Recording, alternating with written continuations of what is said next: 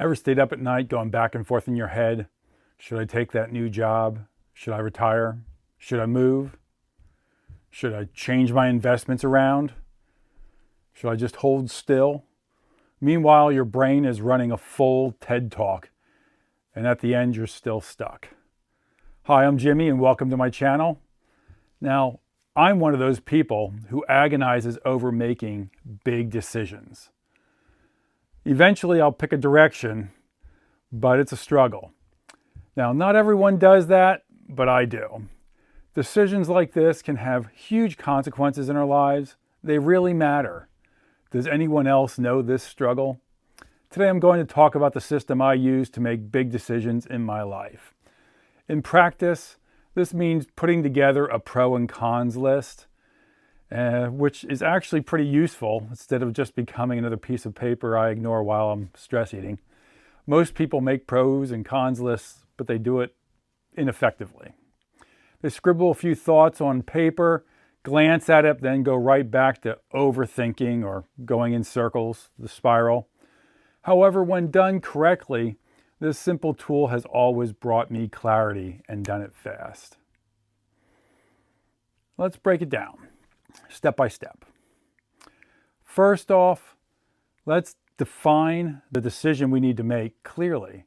So before I even draw a line down the page, I write at the top, should I blank, whatever the situation is. We need to be specific, not just like new job, but should I accept the manager job in Chicago at $85,000 a year?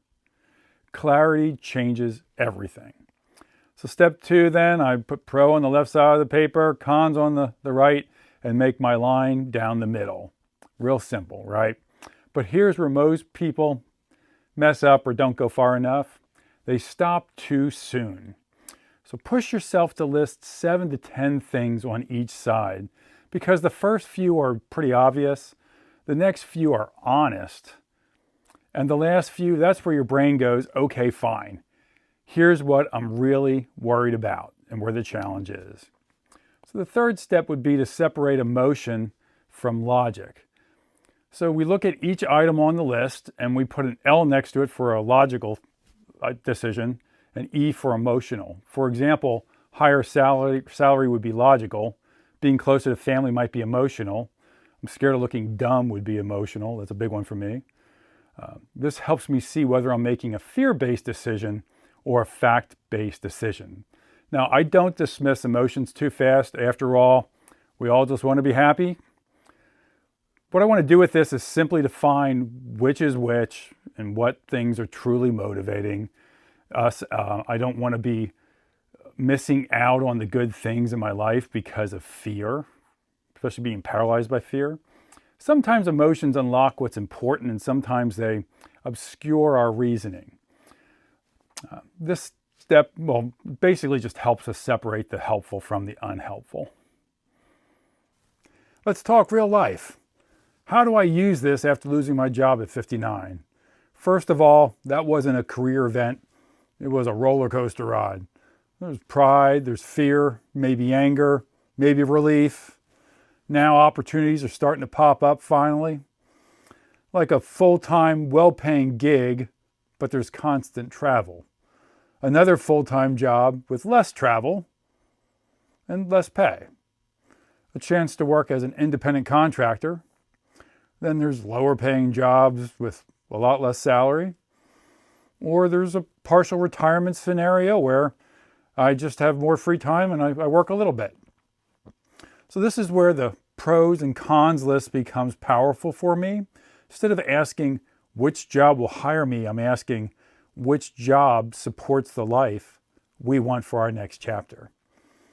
So my pros might be, health insurance would be super high. Decent income for a couple more years would be high. Remote flexibility, or any flexibility, is a big deal for me. Lower stress, that would be important. Trial retirement sounds great. But my cons might look like, my up for 60-hour weeks. What about being away 4 nights a week? How about being in a high-pressure culture? What's the impact of that on everyone's health and that I care about? So the decision isn't just about salary, it's about the amount of runway that I have left in my life. How many more working years do I need? Is this about survival? No, it's about strategy. Sometimes the best paying jobs lose big when we weigh it against the stress and the nights away from home and just the life cost. Sometimes a lower paying role wins because it buys us freedom, more free time. Here's the right truth. At 29 years of age, I was taking jobs that built my resume. I took a high stress management role to support my family and build my career. Now at 59, it's a completely different equation. The final step, it's time for me now to pull the trigger and make that decision. The list gives me clarity and a sense of freedom. I feel better for it, but in the end, I still have to choose. If the numbers are close, I ask, is there anything I'm missing? Which decision moves me forward? Sometimes both options are good. Sometimes no option is perfect. A pros and cons list doesn't eliminate risk.